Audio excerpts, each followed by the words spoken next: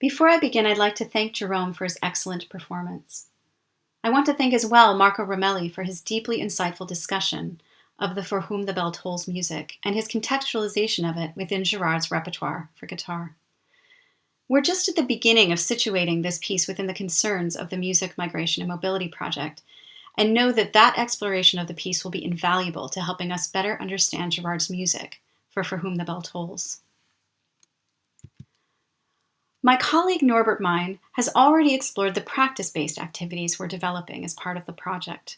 My intention today is to discuss the musicological research we're conducting, and specifically the methodologies that inform that research.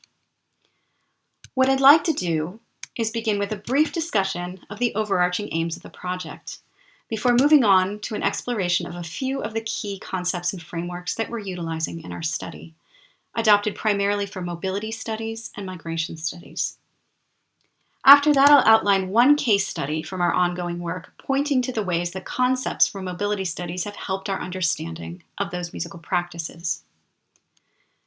I'll conclude then by posing some questions about the ways that the methodological tools we employ in the project might be brought to bear on research into the musical creativity of Roberto Girard. What then are we trying to do with the Music, Migration, and Mobility Project? Part of the work of the project is excavatory. We explore the contributions of some of the more well-known figures who migrated to Britain in the 1930s and 1940s, but we also consider contributions by figures generally unknown. Performers such as soprano Ilse Wolff, music publisher Alfred Kalmus, shedding light on neglected arenas of musical creativity in Britain. Part of our work is interdisciplinary.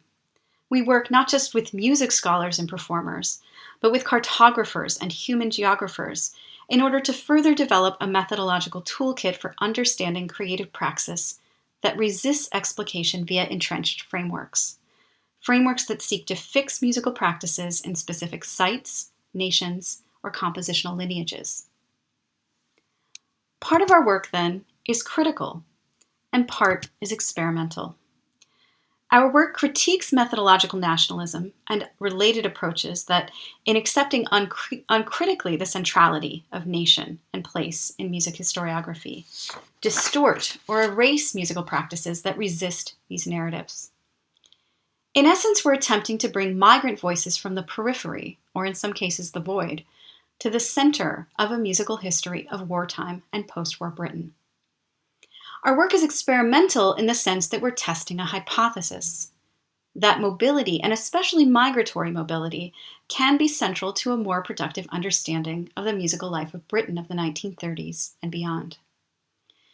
We ask, if we take this hypothesis seriously, what kinds of musical creativity can we consider that have largely been ignored?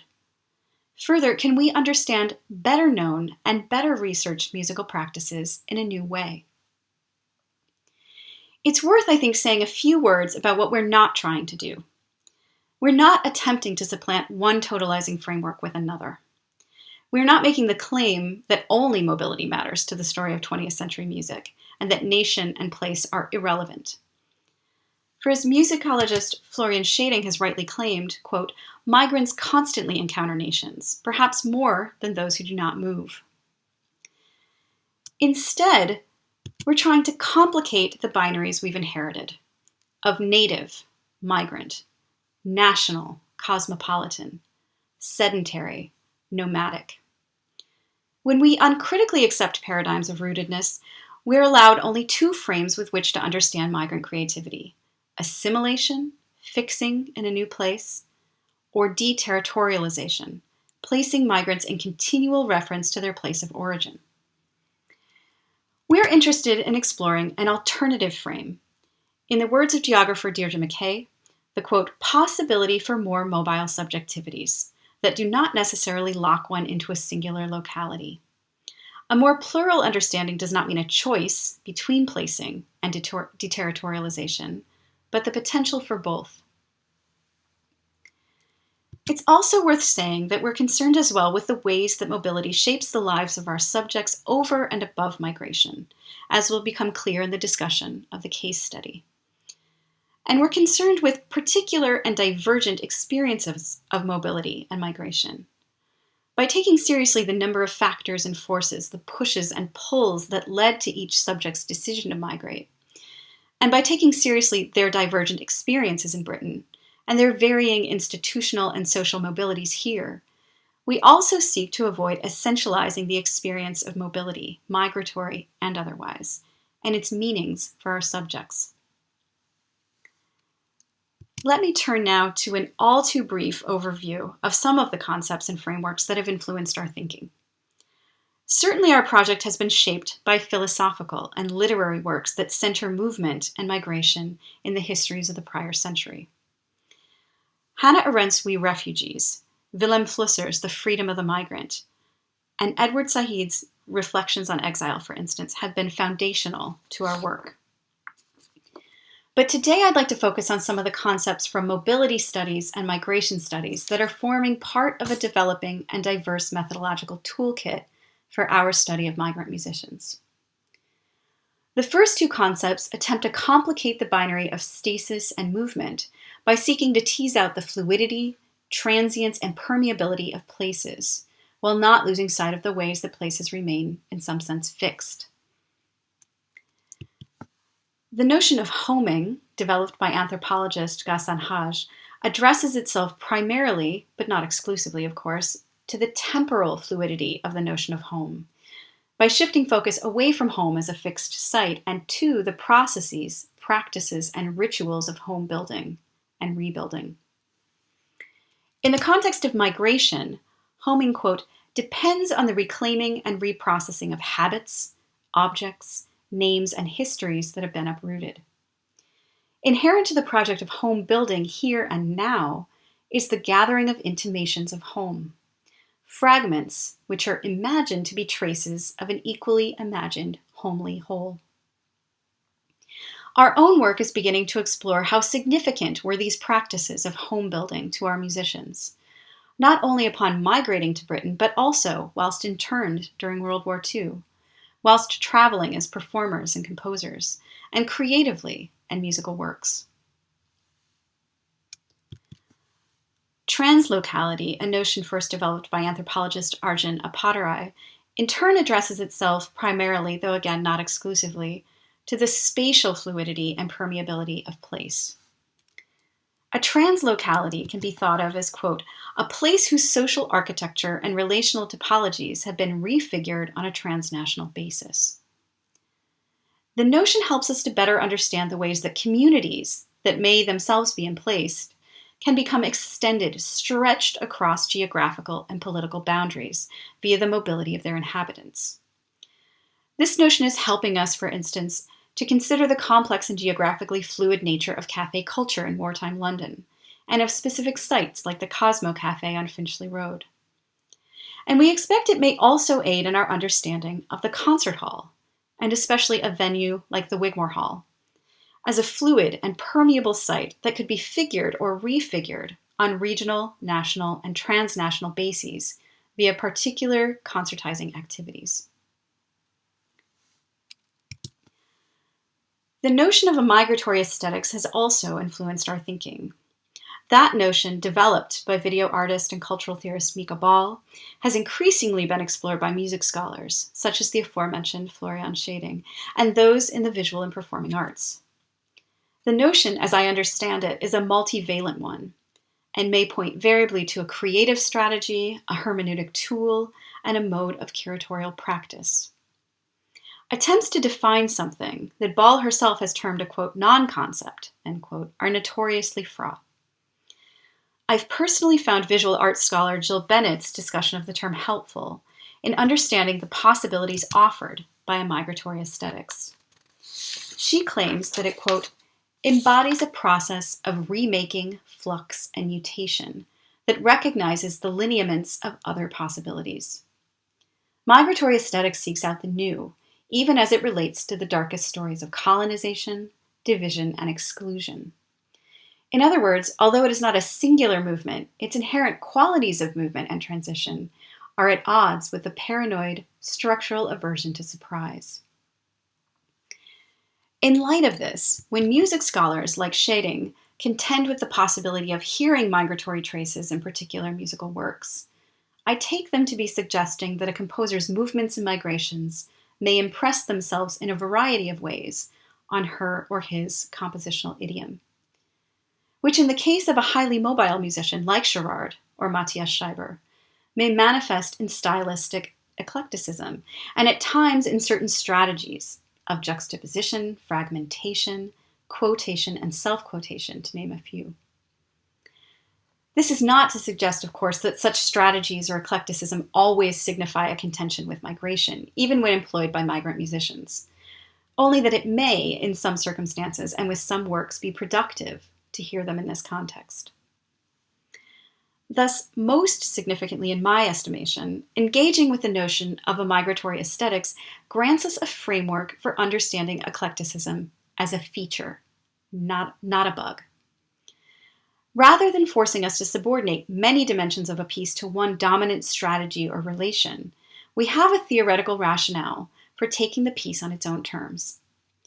Beyond this, engaging with a migratory aesthetics might help inform the strategies we bring to our own curatorial activities in concert programming, recording, and exhibitions, all of which we engage with in the Music, Migration, and Mobility Project.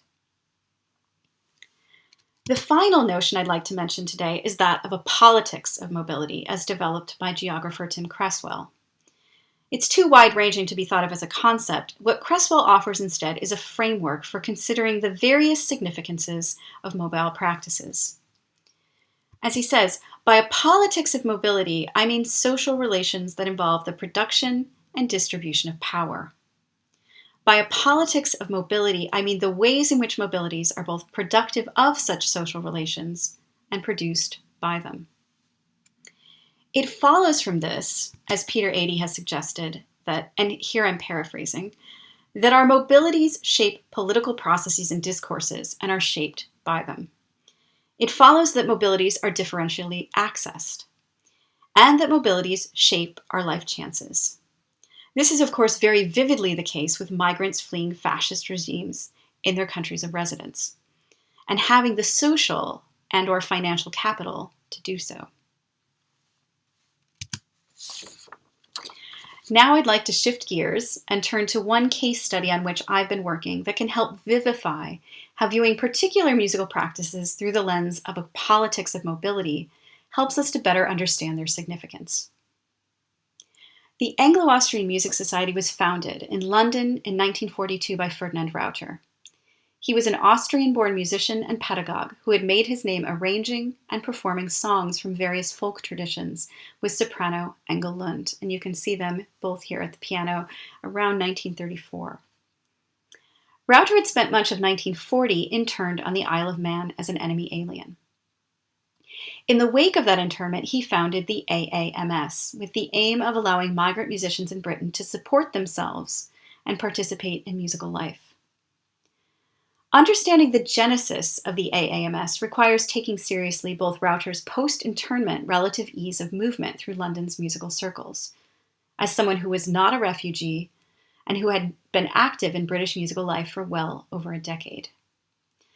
But also taking seriously the very real constraints on the mobilities of many migrant musicians during wartime. These constraints include the aforementioned internment, of course, but also restrictive policies pertaining to the issuance of work permits for foreign musicians, and BBC policies that banned the performance of music whose rights were held by German and Austrian music publishers, even though many affected musicians were in fact victims of Nazi persecution. Rauter first co-founded the Refugee Musicians Committee in January of 1941, a mere month after being released from internment. The immediate goals of that organization were to get musicians, and especially young musicians, out of internment and to secure work permits for migrant musicians. We can see by the note appended to this transcript that Rauter was pleased with the progress on these fronts, and he says, "To my great joy, this talk was understood by my committee and turned their view to a considerable degree. An early release of the young musicians was achieved, and the fight for permits began more intensely." By the late spring of 1942, the RMC had morphed into the AMG, the Austrian Musicians Group. The aim of this group was to respond to the limited access many migrant musicians had to the public sphere by organizing concerts, where many musicians had previously only been able to perform in private homes. And you can see here the leaflet for the inaugural concert of this group, which was a centenary celebration of the Vienna Philharmonic. And there's also a little invitation to the after party at pianist Harriet Cohen's studio. Rauter, concerned with the long-term financial viability of the AMG, sought a way to more directly engage with British patrons and audiences, expanding the exposure to and building the network of migrant musicians. It was with those concerns in mind that he formed what would come to be known as the Anglo-Austrian Music Society at the end of 1942.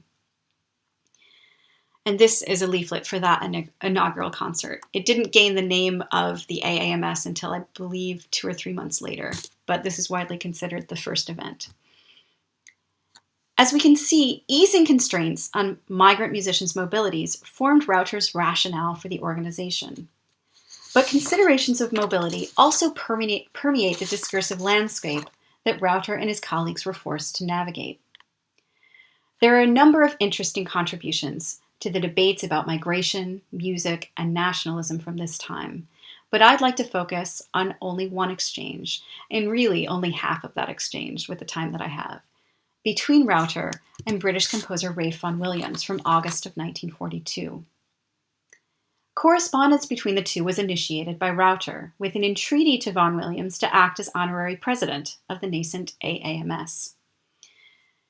Initially, the British composer demurs in a rather infamous letter, in the process painting Austrian migrant musicians as peaceful invaders and cultural chauvinists, threatening the, quote, tender little flower, end quote, of Britain's native musical culture.